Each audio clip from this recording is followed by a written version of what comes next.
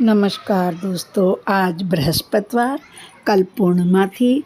आइए सत्यनारायण की कथा सुने मंदिर में और मेरे घर। नमस्कार। नारायण नारायण नारायण लक्ष्मी नारायण नारायण नारायण लक्ष्मी नारायण नारायण नारायण श्रीमन नारायण नारायण नारायण भजमन नारायण नारायण नारायण नारायण नारायण नारायण नारायण श्रीमन नारायण नारायण नारायण जय जय नारायण नारायण नारायण की जय, सत्यनारायण भगवान की जय। सूत जी कहने लगे। अब मैं आगे कथा में आप लोगों को सुनाना चाहता हूँ। प्राचीन काल में एक कल्पक नाम का राजा, वह राजा जितेंद्र था, सत्यवादी राजा था। देवालय में जाता था और वह ब्राह्मण और धर्म के संघर्ष करता था। उस राजा की संतान नहीं थी। वह राजा अपनी पत्नी के साथ भद्रसी नदी के तट पर पहुंचे और वहां पर सत्यनारायण भगवान का पूजन कर रहे थे। उसी समय एक साधु नाम का वैश्य उस राजा के पास आया। राजा से पूछने लगा कि बता उस राजा ना भक्ति वे राजन, आप भक्ति भाव से क्या कर रहे हो? मैं सुनना चाहता हूँ, कृपा करके मुझे बताइए। आषाढ़ी पूर्णिमा। हे साधु, मैं पुत्र की कामना से अपने भाई बंधुओं के साथ सत्यनारायण भगवान का पूजन कर रहा हूँ। साधु सर्वं कथा में राजन करस्ती में राजन इस कथा को मैं सुनना चाहता हूँ क्योंकि मेरे कोई संतान। उसी प्रकार से वह राजा साधु की सत्यनारायण भगवान की हम सुन रहे हैं आषाढ़ी पूर्णिमा। ऐसे इसको करना चाहिए। आज व्यास जन्मोत्सव पे मंदिर में सत्यनारायण की कथा का पाठ। आज मैंने सत्यनारायण भगवान का व्रत देखा है और जब मुझे कोई सत्संग की प्राप्ति होगी तब मैं इस व्रत को अवश्य करूँगा। ऐसा अवश्य उसी प्रकार से साधु अपनी भाषा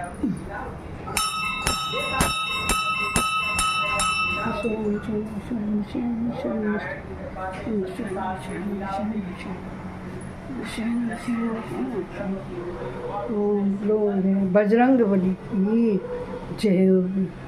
जय जय बजरंग बली, तो दुश्मन की मली। से लीलावती ने अपने पत्नी से कहा, साधु से कहा, जो आपने संकल्प किया है उस संकल्प को आप पूर्ण कीजिए। विवाह संयम तस्यम करस्यते व्रते प्रिय। हे प्रिय, अभी क्या जल्दी है? अभी तो मेरी पुत्री का जन्म हुआ है। इसके विवाह के समय में सत्यनारायण भगवान के व्रत को मैं अवश्य करूँगा। साधु अपनी पत्नी को आश्वासन देकर समझाकर वह साधु नगर को चला गया। जब नगर से वापस आया तो उसने देखा कि मेरी पुत्री तो विवाह के योग्य हो गई है, सखियों के साथ खेल रही है, इधर उधर घूम रही है। मुझे अपनी पुत्री का कन्यादान कर देना चाहिए। उसी प्रकार से साधु ने अपने दूतों को बुलाया और कहा, मेरी पुत्री को कोई अच्छा सा वर देख कर लाइए, मैं अपनी पुत्री का कन्यादान करना चाहता हूँ। इसी प्रकार से साधु के दूत कंचन नगर में जाकर बड़ी देखभाल करके बड़े पुत्र लेकर आए। साधु ने उस गुण संपन्न पुत्र को देखकर अपनी पुत्री का कन्यादान कर दिया। ततो भाग्यवशः तेना विस्मृते व्रतमुत्तमं विवाह संयम तस्य रुष्टः भवतः प्रभु। जब साधु ने अपनी पुत्री का विवाह कर दिया और भगवान के व्रत को भूल गया, कुछ समय के पश्चात जब वह साधु और दामाद व्यापार कर रहे थे, व्यापार करते करते चंद्रकेतु राजा के नगर में पहुंच गए। उसी समय एका अस्मिन् दिवसे राज्ञो धर्मदाय तस्करः। 1 वर्ष तक चंद्रकेतु राजा के नगर में व्यापार किया। साधु और दामाद ने उसी प्रकार से भगवान ने जो श्राप दिया, हे साधु मैं तुमको श्राप देता हूँ, तुमको कठिन दुख धारण श्राप प्राप्त होगा। उसी प्रकार से जब वह चंद्रकेतु राजा के धन को चुराकर चोर ले जा रहे थे, परंतु वह चोर तो भाग गए और साधु और दामाद को देखा चंद्रकेतु राजा के दूतों ने और कहा यही तो चोर हैं, हमारे राजा के धन को चुराकर यही चोर ले जा रहे हैं। साधु और दामाद को पकड़ लिया, पकड़कर हथकड़ी से बांधकर राजा के समीप लाए। राजा से कहा राजन यही तो चोर हैं, आपके धन को चुराकर यही चोर ले जा रहे हैं। आज्ञा दी कारावास में डाल दीजिए। उसी प्रकार से साधु और दामाद को कारावास में डाल दिया। दोनों का धन था, राजपाट में उस धन को जमा कर दिया। उसी प्रकार से एवा भामस्य राजनम धनम मह्यम भवतः प्रभु। इधर कलावती लीलावती घर पर बहुत दुखित थी, भवन में कुछ नहीं था। वहाँ से भी भगवान के श्राप के कारण सब अदृश्य हो गया। जब इधर उधर घूमने लगी कलावती, कहीं उसको खाना नहीं मिला, बहुत जोर से अधिक भूख से व्याकुल होकर इधर उधर घूमने लगी। घूमते घूमते ब्राह्मण के घर पर पहुंची। उसने सत्यनारायण भगवान का व्रत होते हुए देखा और उसने कहा हे प्रभु मेरे पिताजी और मेरे पतिदेव शीघ्र ही घर वापस आ जाएंगे, हम साथ मिलकर सत्यनारायण भगवान का पूजन व्रत हम अवश्य करेंगे। उसी प्रकार से प्रसाद ग्रहण करके जब वह कलावती अपने घर पर आई तो लीलावती पूछने लगी पुत्री तू सुबह से गई और अब कहाँ से आ रही है? माँ मैंने एक ब्राह्मण के घर पर मनोरथ प्रदान करने वाला सत्यनारायण भगवान का व्रत होते हुए देखा है। उसी प्रकार से ऐसे कलावती ने माता से लीलावती से कहा तो लीलावती कहने लगी पुत्री तेरे पिता ने सत्यनारायण भगवान का व्रत संकल्प पूर्ण नहीं किया है। उसी प्रकार से आज हम सत्यनारायण भगवान का पूजन व्रत अवश्य करें। और ऐसे कहा तो भगवान संतुष्ट हो गए। चंद्रकेतु राजा ने को स्वप्न दिया राजन तुमने साधु और दामाद को बंदी बना के रखा है, दोष है, उनका कोई दोष नहीं है, तुम प्रातः काल को उनको छोड़ देना, नहीं तो तुम्हारा धन सहित में सर्वनाश कर दूंगा। साधु ऐसे राजा ने चंद्रकेतु राजा ने स्वप्न देखकर अपने गुरुजनों के समीप गया। गुरुदेव से कहा गुरुदेव आज मैंने रात्रि में यह स्वप्न देखा है। गुरुदेव ने कहा राजन जो स्वप्न देखा है वो सत्य है, साधु और दामाद का कोई दोष नहीं है, तुम प्रातः काल को उनको छोड़ दो। राजा ने अपने दूतों को आदेश दिया कि सम्मान सहित साधु और दामाद को लाया जाए, जेल से छोड़ दिया जाए। उसी प्रकार से सोना धन दिया, वस्त्र अलंकार दिए और राजा क्षमा प्रार्थना कहने लगा जो भी आपको कारावास में दुख प्राप्त किया है उसके लिए मैं आपसे क्षमा मांगता हूँ, तो मेरे अपराधों को आप क्षमा कीजिए। उसी प्रकार से दुगना धन लेकर चंद्रकेतु राजा के यहाँ से साधु जाने लगा। बोलिए लक्ष्मी नारायण भगवान की जय।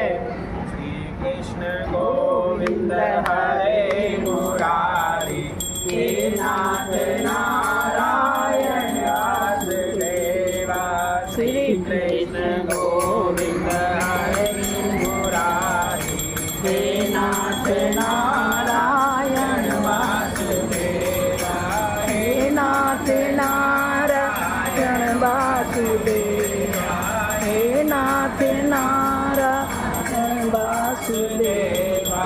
श्री कृष्ण गोविंद हरे मुरारी हे नाथ नारायण वासुदेवा।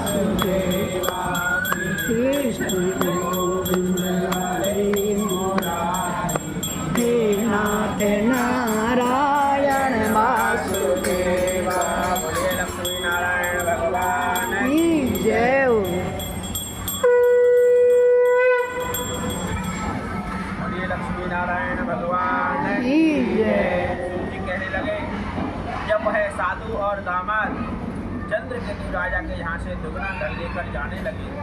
भगवान ने कहा, मैं सत्य की परीक्षा लेना चाहता हूँ, मुझे तो जिज्ञासा हो रही है।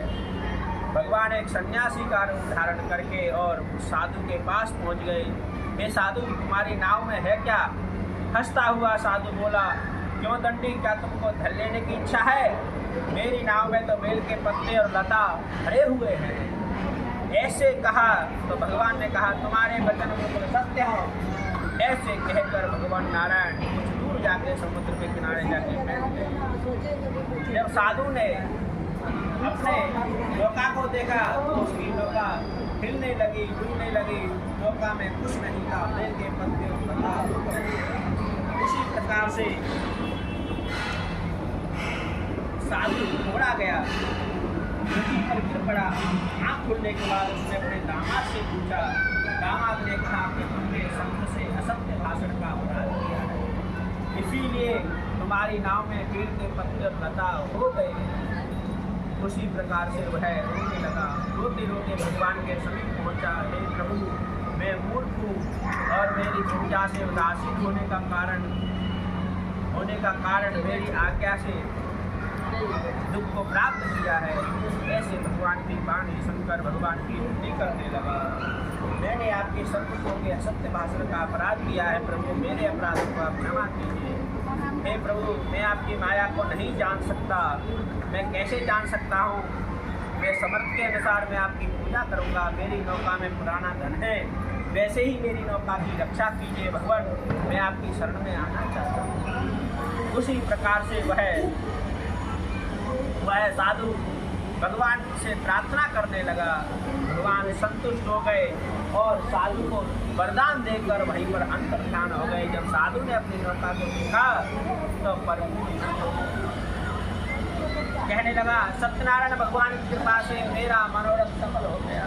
उसी प्रकार से वह साधु सत्यनारायण भगवान का पूजन करने लगा, कथा सुनने लगा। कथा सुनकर उसने अपनी नौका को देखा तो उसने कहा, मेरा मनोरथ सफल हो गया, भगवान की कृपा से मेरा मनोरथ सफल हो गया। जब ऐसे कहकर भगवान का पूजन किया, व्रत किया और दामाद से कहा, चलो अब हम अपने जगत के लिए चलते हैं। नगर के लिए प्रस्थान करने लगे। नगर के समीप पहुँचे तो उसने अपने दामाद से कहा, देखो हमारा नगर समीप आ गया है। दामाद ने अपने दूतों को बुलाया और कहा, आप घर पर जाकर कहिए कि तुम्हारे सेठ जी और तुम्हारे दामाद नगर के समीप आ गए हैं, बहुत सा धन लेकर आए हैं। साधु के दूत घर पर पहुँचे। इधर लीलावती सत्यनारायण भगवान के पूजन की तैयारी कर रही थी। बहुत सा धन लेकर आए हैं सेठानी जी, आप चलिए, आपको लीलावती ने कलावती से कहा, हे पुत्री, पिता के घर में जा रही हूँ, तू शीघ्र ही पूजा को समाप्त करके आ जा। परंतु वह कलावती अपने माता के वचनों को अनसुना कर वह भी अपने पति के दर्शन के लिए चल पड़ी। लीलावती ने अपने पति के दर्शन किए, परंतु कलावती ने अपने पति के दर्शन नहीं किए। माता की गोद में सिर रखकर पुत्री कलावती रोने लगी, व्यतीत करने लगी, अपने पति के चरण पादुकाओं को लेकर रोने लगी। कैसे आपकी नौका को संचालन करने वाला भी सभी चिंतित हो गया, कैसे बहुत दुखी हुई, चरण पादुकाओं को लेकर रोने लगी कलावती। और नौका को हरण कर ली, किसने कर ली है? सत्यनारायण भगवान का महत्व कोई नहीं जान सकता है। ऐसे अपने सज्जनों के साथ विलाप करने लगी कलावती, माता की गोद में सिर रखकर रोने लगी। जब पिता ने अपनी पुत्री को अधिक रोते हुए कष्ट में देखा तो भगवान से क्षमा प्रार्थना करने लगा, प्रभु मुझसे मेरे परिवार से कोई भूल हो गई है, उसके लिए मैं आपसे क्षमा मांग रहा हूँ। भगवान मेरे अपराधों को आप क्षमा कीजिए। उसी प्रकार से आकाशवाणी हुई, साधु तेरी पुत्री मेरे प्रसाद का परित्याग कर आई है, इसीलिए मैंने तेरे दामाद को नौका सहित जल में डुबा दिया है। ऐसे आकाशवाणी सुनी कलावती ने तो खड़ी हो गई, प्रभु मुझसे बहुत बड़ी भूल हो गई, मुझे आपकी पूजा को अधपर छोड़कर नहीं आना था, मुझे आपके प्रसाद का परित्याग करके नहीं आना था। उसी प्रकार से भगवान की भगवान से क्षमा प्रार्थना कहने लगी। फिर अपने घर पर कलावती पहुंची, उसने सत्यनारायण भगवान का पूजन किया। फिर उसने पूजन करके प्रसाद को ग्रहण किया। फिर उसने आके कलावती ने अपने पति के दर्शन किए। कलावती कहने लगी, पिताजी अब हमको विलंब नहीं करना चाहिए। आपने अपने परिवारजनों के साथ सत्यनारायण भगवान देखा का दोस्तों, लीलावती कलावती कथा सुनिए। अब मैं आपको पूर्ण सत्यनारायण की कथा सुना रही हूँ। ध्यान लगा के, मन लगा करके सुनिए संपूर्ण कथा सत्यनारायण की। बोलो सत्यनारायण भगवान की जय होवे। नमस्कार दोस्तों, जैसा कि मैंने आपको बताया, मंदिर में पंडित जी हर पूर्णिमा को कथा सुनाते हैं, तो आज भी मैं सुनने चली गई, लेकिन किन्हीं कारणोंवश मैं पूरा नहीं सुन पाई। तो इसलिए मैं अब कथा को पूर्ण करती हूँ। सत्यनारायण भगवान की जय। सभी जानते हैं, उस घट की जानते हैं, घट की एक दिल की जानते हैं। तो इस प्रकार मेरी सत्यनारायण की कथा अपूर्ण भी नहीं होगी, पूर्ण होगी। बोलो सत्यनारायण स्वामी की जय। एक समय नैमिषारण्य में अनेक ऋषि मुनियों के महान तपस्वी श्री जी महाराज से विनम्रता पूर्वक बोले, हे प्रभु, कलयुग में मनुष्य के पाप का नाश कैसे होगा? ऐसा कौन सा सरल व्रत है जिससे मनुष्य को धन धान्य संतान सुख और अंत में मोक्ष की प्राप्ति होगी? तब सूत जी क्या बोले, हे ऋषि, आपने अत्यंत कल्याणकारी प्रश्न किया है। यह वही व्रत है जिसे स्वयं भगवान श्री हरि ने देवर्षि नारद को बताया था। अब मैं वही पवित्र कथा सुनाता हूँ। एक समय देवर्षि नारद लोक के लोकांतर में भ्रमण करते हुए पृथ्वी पर आए। उन्होंने देखा कि मनुष्य अनेक प्रकार के दुखों से पीड़ित है। कोई निर्धन है, कोई रोगी है, कोई संतान के अभाव में दुखी है, कोई मानसिक कष्टों से व्याकुल है। करुणा से भरकर देवर्षि नारद बैकुंठ धाम पहुंचा। भगवान विष्णु को प्रणाम करके बोले, हे प्रभु, पृथ्वी पर रहने वाले प्राणी अनेक प्रकार के दुख सह रहे हैं। कृपा करके ऐसा सरल उपाय बताइए जिससे उनके दुख दूर हों और वे सुखी जीवन प्राप्त करें। भगवान श्री विष्णु मुस्कुराकर बोले, हे नारद, तुमने प्राणियों के कल्याण के लिए उत्तम प्रश्न किया है। जो मनुष्य श्रद्धा और भक्ति से सत्यनारायण का व्रत करेगा, जो कथा सुनेगा, प्रसाद ग्रहण करेगा और दूसरों में बांटेगा, उसके सभी दुख दूर होंगे। उसे धन, ऐश्वर्य और संतान और अंत में मोक्ष की प्राप्ति होगी। पूर्णिमा, एकादशी अथवा किसी भी शुभ दिन यह व्रत किया जा सकता है। पूजा के पश्चात कथा अवश्य सुननी चाहिए और प्रसाद सभी भक्तों में बांटना चाहिए। जो श्रद्धा से इस व्रत को करता है उसकी मनुष्य भगवान प्रभु सत्यनारायण सबकी इच्छाएं पूर्ण करते हैं। इतना कहकर भगवान श्री हरि अंतर्ध्यान हो गए। देवर्षि नारद ने यह व्रत स्वयं किया और फिर पृथ्वी पर आकर लोगों को इसका महत्व बताया। अनेक लोगों ने श्रद्धापूर्वक व्रत किया और उनके जीवन से सारे दुख दूर हो गए। बोलो सत्यनारायण स्वामी की जय होवे। जय जय होवे, जय होवे, जय होवे। ये प्रथम अध्याय था। अब हम दूसरे अध्याय की सत्यनारायण की कथा आपको सुनाते हैं।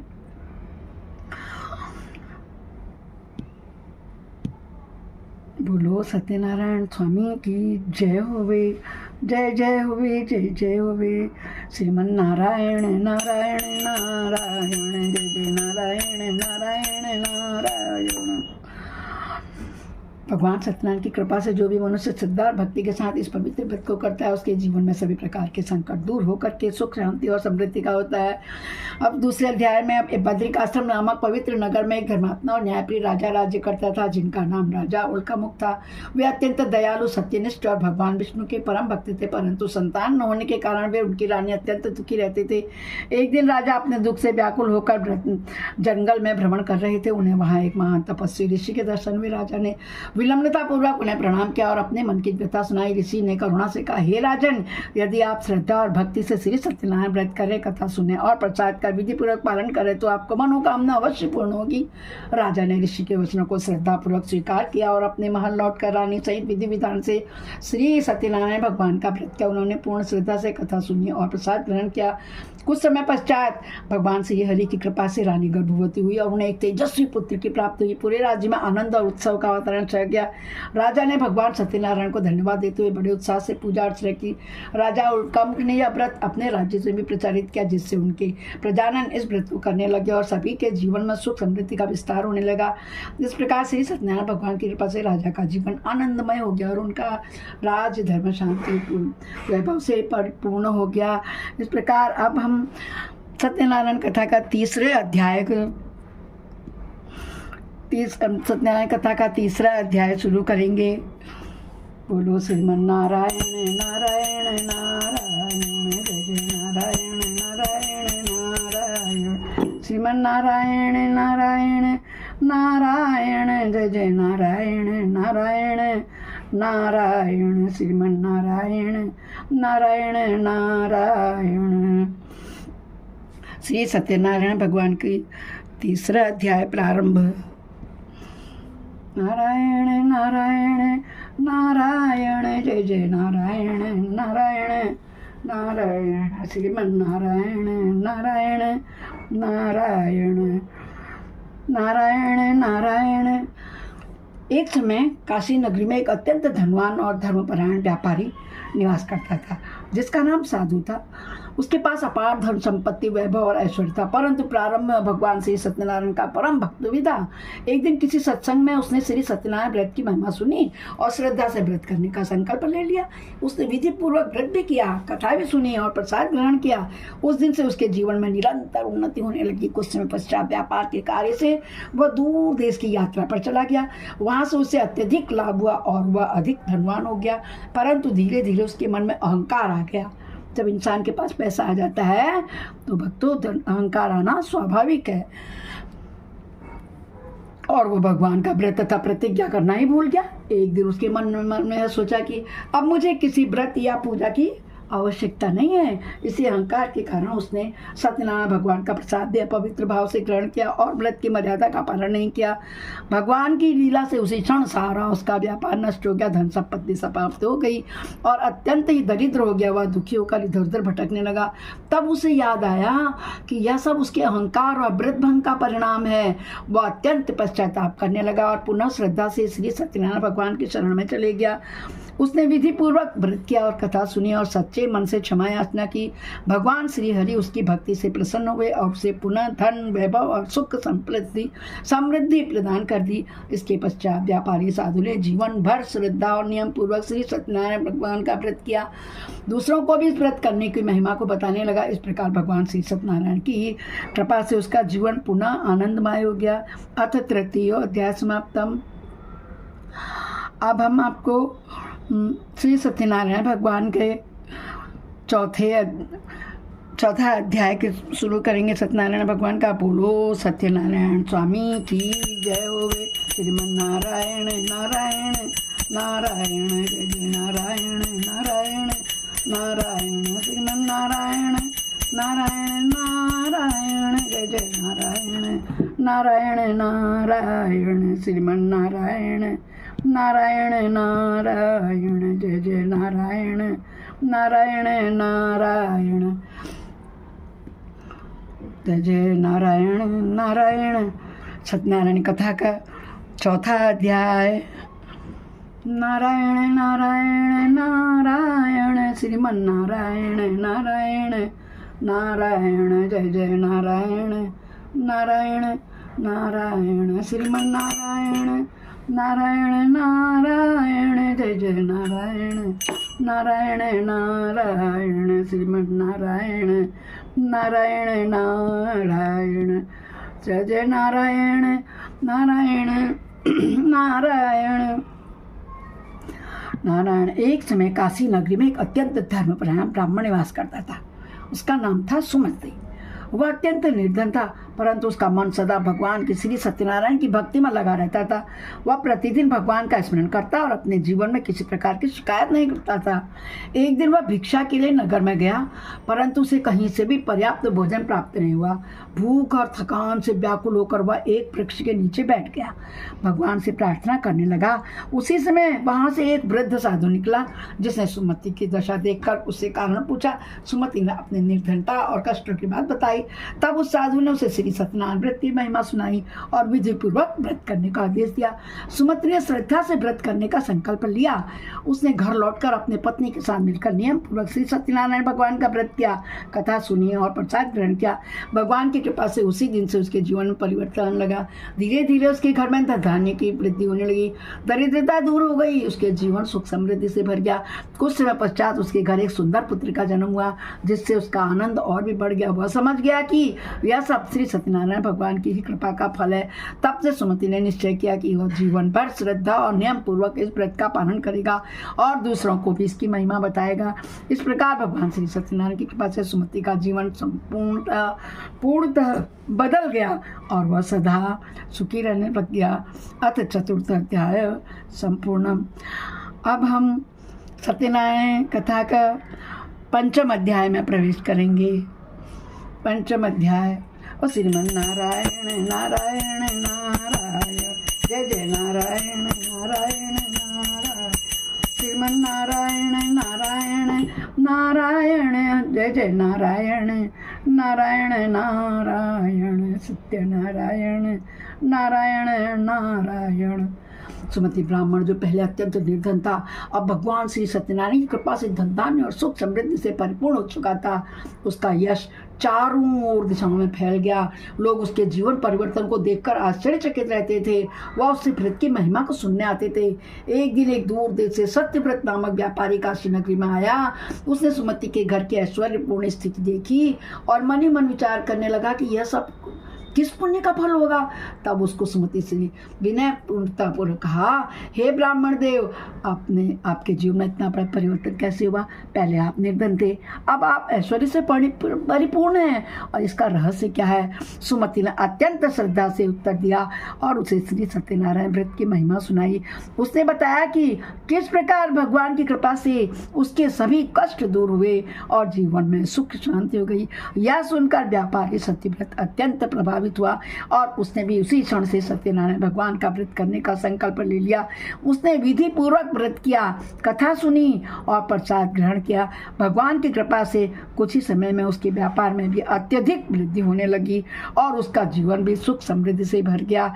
इस प्रकार श्री सत्यनारायण भगवान की महिमा से एक और भक्त का जीवन भी सफल और धन्य होने के साथ साथ पंचम अध्याय संपूर्ण हुआ। नारायण नारायण श्रीमन नारायण नारायण नारायण श्रीमन नारायण नारायण नारायण।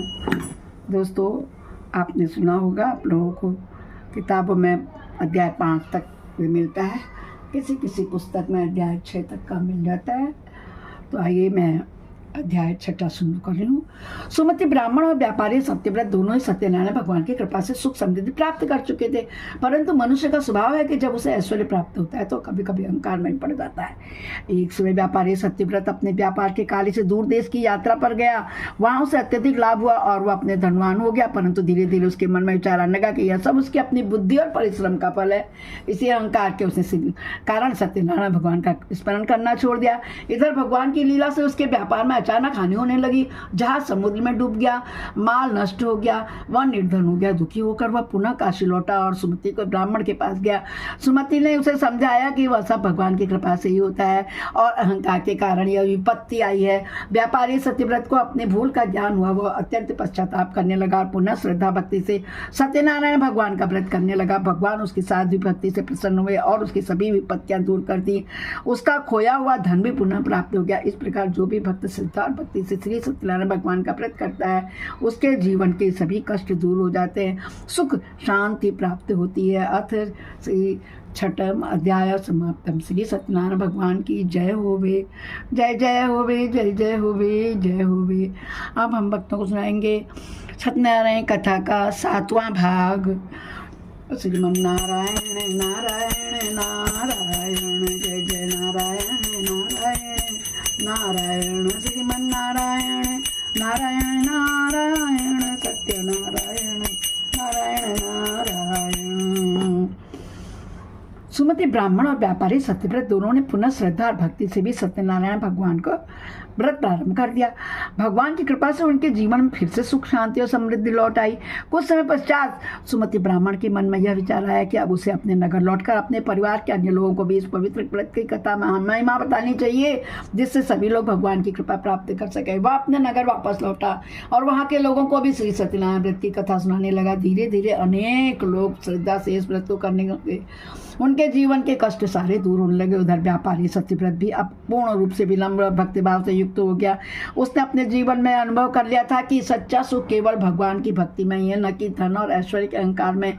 एक दिन भगवान श्री सत्यनारायण ने दोनों भक्तों की परीक्षा लेने के लिए एक लीला रची। नगर में अचानक एक कठिन परिस्थिति उत्पन्न हो गई, परंतु दोनों भक्तों ने धैर्य और श्रद्धा नहीं छोड़ा, परंतु उन्होंने निरंतर भगवान का स्मरण किया और व्रत का पालन करते रहे। उनकी अटूट भक्ति देखकर भगवान अत्यंत प्रसन्न हुए और स्वयं प्रकट होकर उन्हें आशीर्वाद दिया। भगवान ने कहा कि जो भी भक्त सच्चे मन से इस व्रत को करेगा उसके सभी दुख दूर होंगे, उसे मोक्ष की प्राप्ति होगी। इसके पश्चात नगर में पुनः सुख समृद्धि स्थापित हो गई और सभी लोग आनंद पूर्वक करने लगे। इस प्रकार हमारे सत्यनारायण कथा का 7वां अध्याय पूरा। बोलो सत्यनारायण स्वामी की जय होवे। इसके आगे की कथा श्रीमन नारायण नारायण नारायण जय जय नारायण नारायण नारायण सत्यनारायण नारायण नारायण। सुनिए, मैं आपको सुनाती हूँ इसके आगे के कुछ बात है। कुछ समय बीतने पर सुमति ब्राह्मण और व्यापारी अत्यंत सत्यव्रत की कीर्ति दूर दूर तक फैल गई, लेकिन उनके जीवन से प्रेरणा लेकर श्रद्धा और विश्वास के साथ ही श्री सत्यनारायण व्रत करने लगे।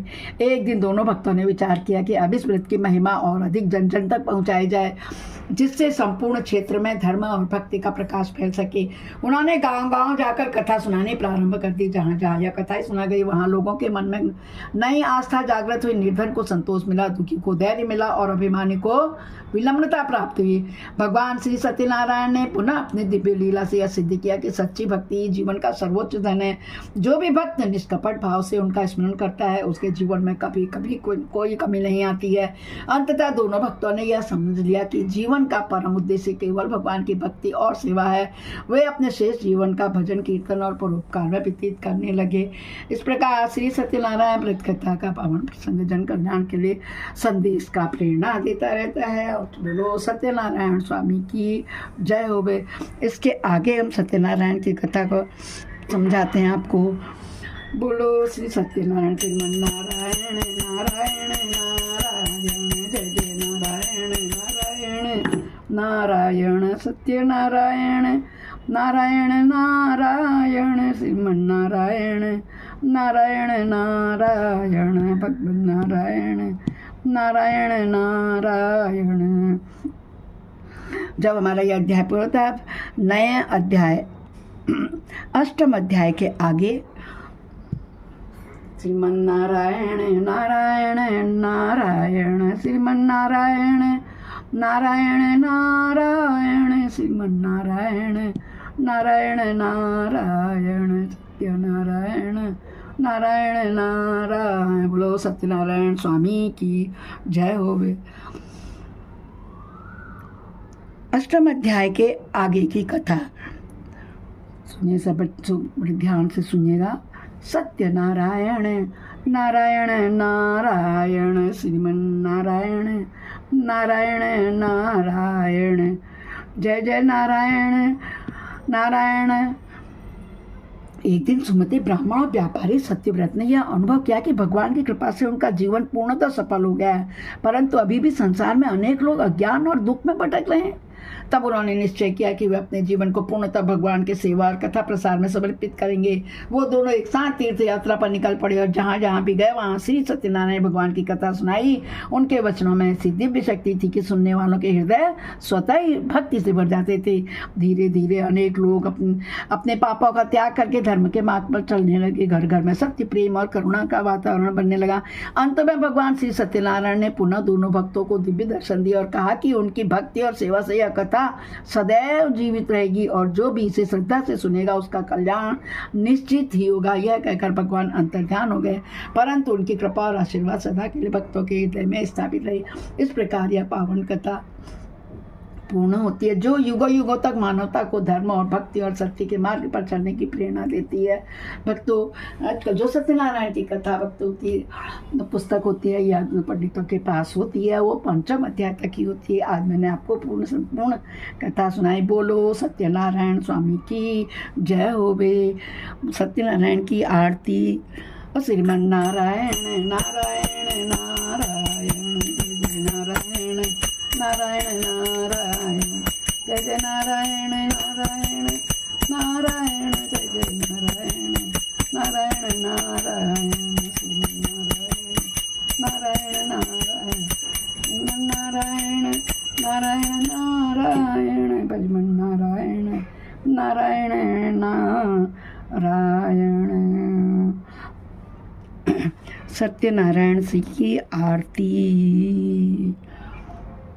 बोलो जय हो जय लक्ष्मी रमणा और स्वामी श्री लक्ष्मी रमणा। सत्यनारायण स्वामी जनपाठ जय लक्ष्मी रमणा। रतन जड़ित सिंहासन अद्भुत छवि राजे नारद करत निरंजन घंटा ध्वनि बाजे। जय लक्ष्मी रमणा जय लक्ष्मी रमणा स्वामी श्री लक्ष्मी रमणा।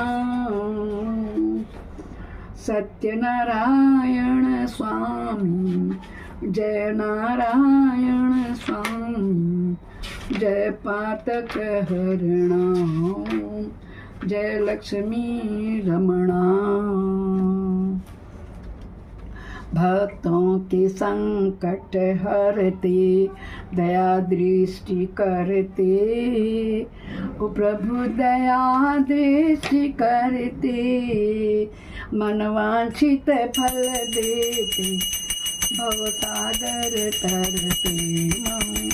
जय लक्ष्मी रमणा। आरती करें हम सब मिल प्रेम भाव धारी, भक्तों प्रेम भाव धारी। जय जय सत्य नारायण जय जय श्री नारायण प्रभु मंगलकारी।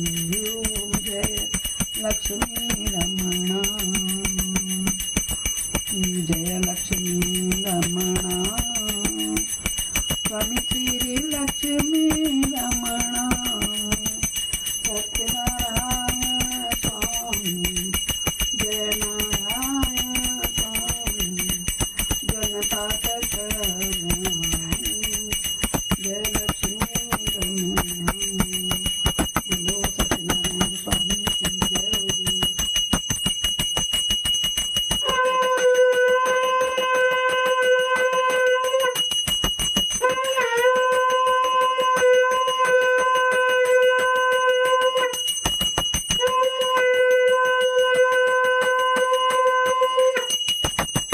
अपराध सहस्राणि क्रियन्ते अहर्निशं मया, दासोऽयमिति मां त्वां क्षमस्व परमेश्वर।